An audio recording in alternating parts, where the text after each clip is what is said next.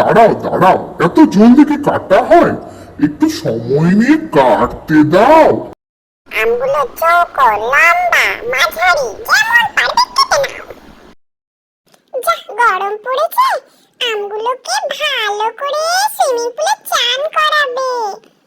আর বাবা বালতির জলে ভালো করে কচকচ করে ধুয়ে এরপরে একটা পেছাতে করে জল ঝরতে দিয়ে দাও।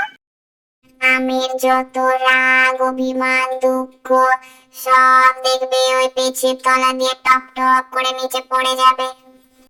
এরপর আধ ঘন্টার জন্য ওদেরকে একটু সূর্য মামার আদর খেতে দাও, মানে রোদে নামাবে। তাই বলে আবার এমন রোদ দিও না যাতে পাপড় হয়ে যায়।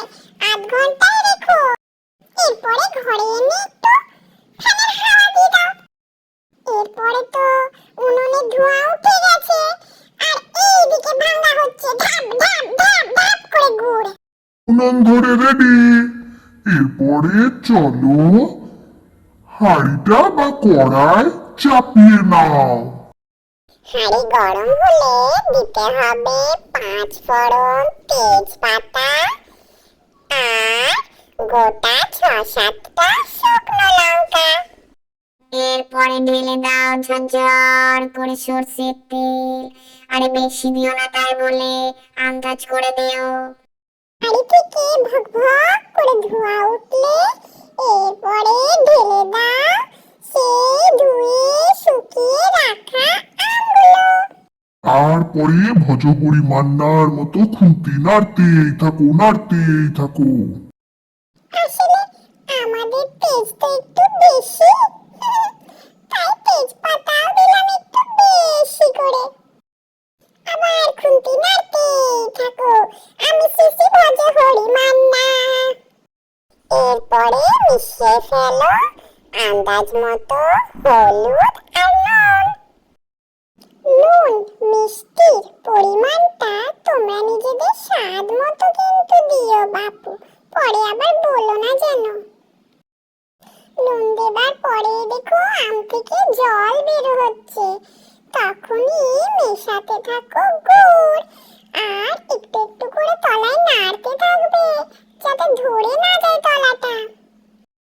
গুড় দেবার পরে আম তো সে একবারে কেঁদে কেটে জল বের করে একবারে যেন সমুদ্র করে ফেলবে, তাতে কিন্তু ভয় পেও না, জলকে একবারে শুকনো করে মারবে।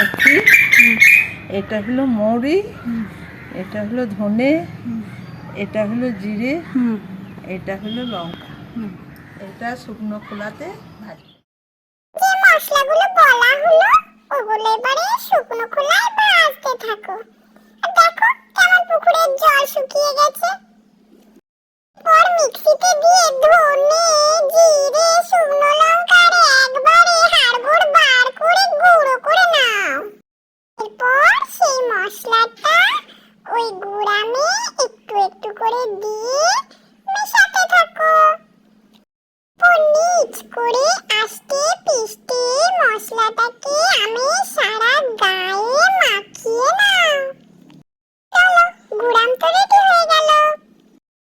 এরপর কাঁচের বয়ামে ভরে রোজ রোদে নামাতে থাকো, দেখবে 1 থেকে 2 বছর এরকমই সুন্দর রয়েছে। এইবার খেয়ে বলার পালা, কেমন হয়েছে? ও বাবা দারুণ দারুণ।